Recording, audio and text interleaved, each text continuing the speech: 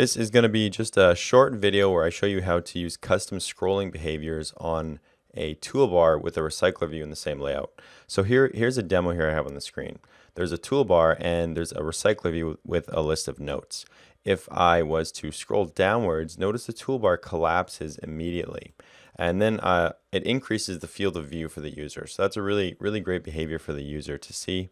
Immediately when they start scrolling, they get an increased view. And you see a lot of really popular apps doing this, like LinkedIn, for example, comes to mind. They actually have a toolbar on the top and they have a nav bar on the bottom, and then as soon as you scroll, both are hidden.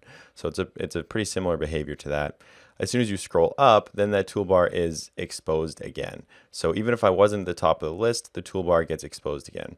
This is one of my favorite scrolling behaviors because it's so simple, it's so easy to implement, but it increases the field of view for the user, and I think it just makes it look a lot better. So that's what I'm going to be showing you in this video. So to get started, you're going to need to get some code from a GitHub repository. This is one of my most popular free courses on my website, the SQLite for Beginners 2019 course. I'm going to be using the code in this video, the code for the course in this video. It's easy to get. All you got to do is clone the repository because that will give us a nice starting point so that we don't have to write any of the code for the recycler view or the toolbar or any of that stuff. We can just jump right into it because it's a very quick thing to show you. So, So all you need to do is go to this link, which is my GitHub and SQLite for Beginners 2019, and then click clone or download and grab that download link and just copy that. You can download it if you want, but I recommend just cloning the repository. It's much easier. So copy that link, and then you want to open up Android Studio. I already have it open, but I'll go through what you would need to do if you didn't already have it open. You would open Android Studio, actually I should just show you right from the get-go. So I'll reopen Android Studio. So nothing's open right now, it's just starting up. And as soon as this finishes loading, there will be an option to check out a project from version control. So right here, check out project from version control. I'm going to click that, go to Git, and now I'm going to paste in that URL. And you're going to want to click clone here. I obviously already have the repository, so I'm not going to be clicking clone, but just click clone and open the project, and you should be good to go. So once the project is open, you should be seeing what I see right here. The first thing I want to go over is the dependencies that you're going to need just to make sure that you understand everything that's needed to implement behavior like this. So you'll notice, first of all, that I have just a couple dependencies down here. The only ones that you actually need to implement this behavior is a RecyclerView dependency and the support design library to use toolbars. Otherwise, you can't use toolbars, you can't use AppBars, all that stuff. You need the support design library. And some of you might have converted to Android X already. This is from a course that I made earlier in the year.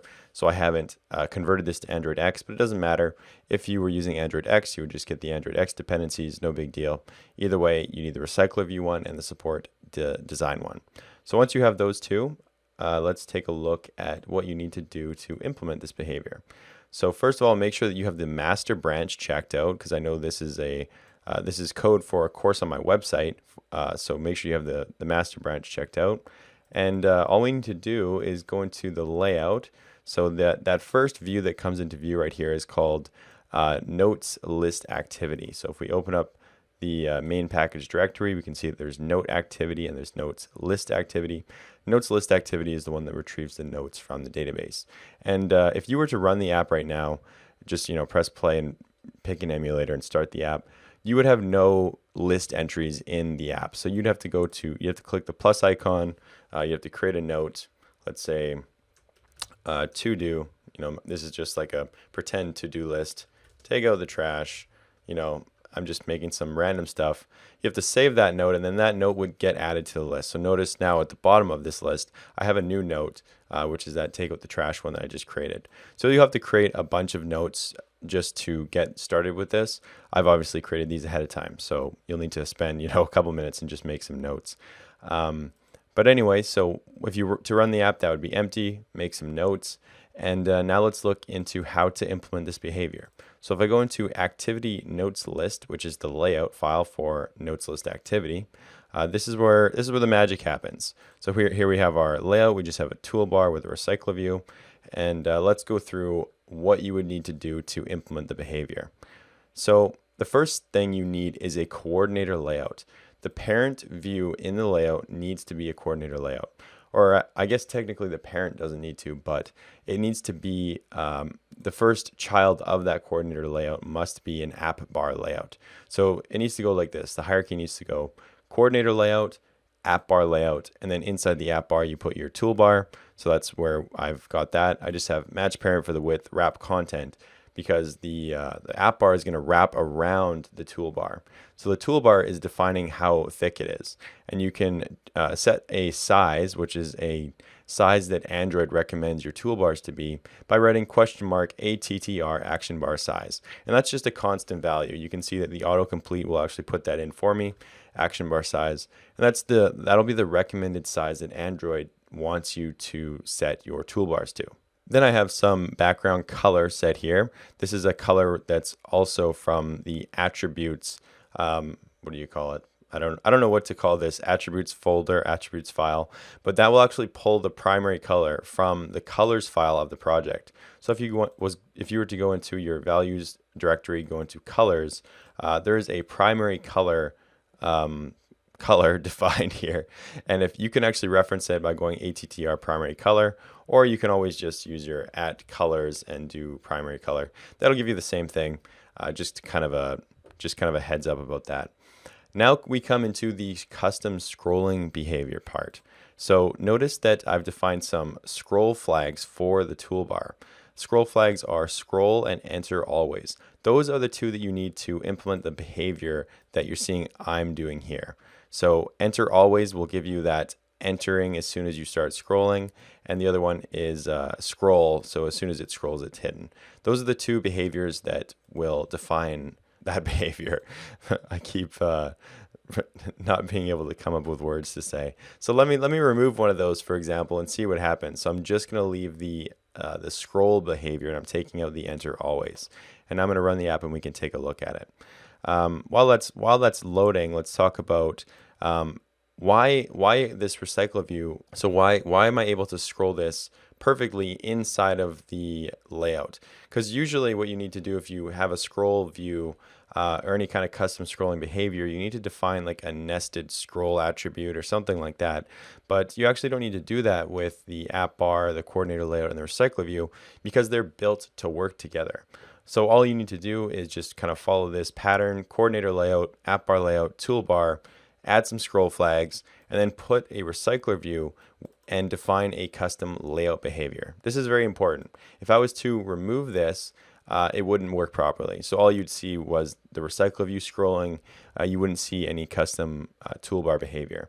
So by defining that attribute, the layout behavior attribute, you're basically telling the app, saying, hey, look, there's probably a toolbar inside the layout. Go and check it and make sure that you're making use of the scroll flags that I've defined.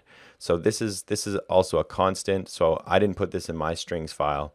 This will be in your project. All you need to do is do @string and then do just start typing scrolling behavior, and you'll see AppBar scrolling view behavior pops up, and then you just click on that constant, and that will allow the RecyclerView to be able to basically look for custom scroll behavior and make use of it. So let's pull up the app now that it's loaded and see what happened there. So you can see if I scroll up, the toolbar still hides, but if I scroll down, oh, it actually does the same thing. I thought that the enter always would be, I'm not sure what the enter always does. I'm actually going to Google it because I always just used it and I wasn't sure why. Enter always, scroll flag, Android. And let's take a look. Scroll flag meanings. So there's a whole bunch of scroll flags, obviously, so you can Google them and take a look at what they do. So enter always: when entering, scrolling on the screen, the view will scroll on any downwards scroll event, regardless of whether the scrolling view is also scrolling.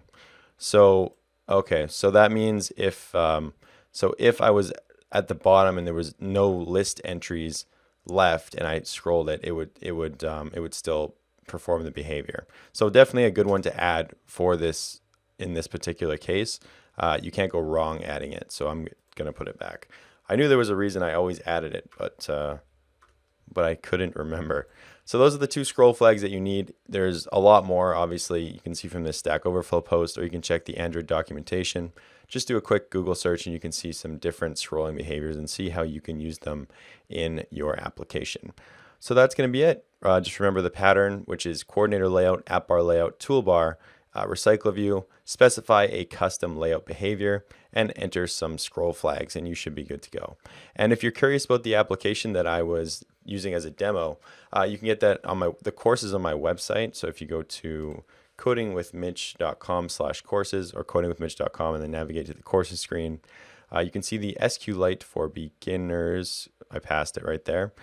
This is the course right here. It's free. All you need to do is make an account and register on my website. You can take the course, and I'll show you how to build an application just like this. So I hope this video was helpful, and I will see you in the next one.